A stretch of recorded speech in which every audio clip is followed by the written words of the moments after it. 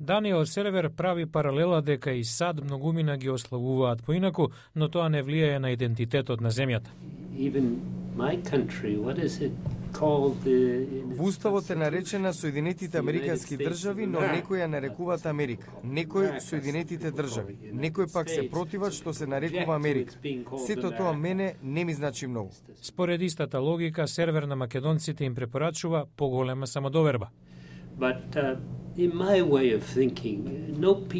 Во мојот начин на размислување, ниту едно парче хартија не одредува дали постои Македонија, дали постојат македонци, дали постои македонски јазик. Сите тие постојат и нема да исчезнат поради неколку збора на парче хартија.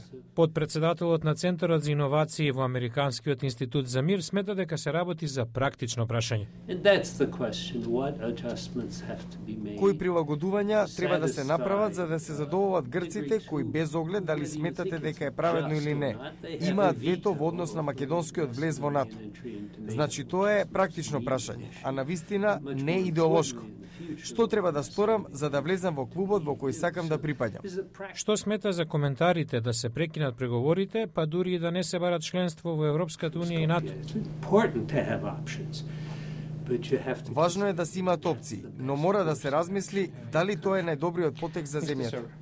Сервер ги негира шпекулациите дека е дел од американски тим кој работи на решение за името што би било доставено до посредникот Нимиц. Смета дека американците не извршиле доволно притисок врз Атина, но додава дека има причини за тоа, како традиционалното долгогодишно пријателство со Грција и силното грчко лоби во САД.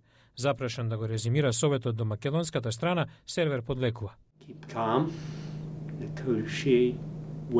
Само смирено, добро преговарајте. Не провоцирајте реакција што вашиот преговарачки партнер се обидува да извлече од вас.